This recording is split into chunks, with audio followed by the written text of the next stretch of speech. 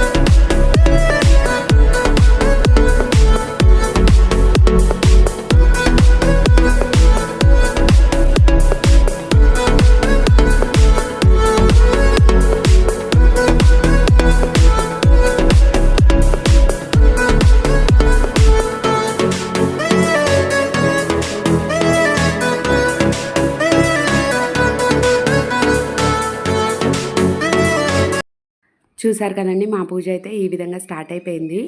ఈ పూట అయితే మాత్రం హోమాలు అండ్ కలశ పూజ అనమాట.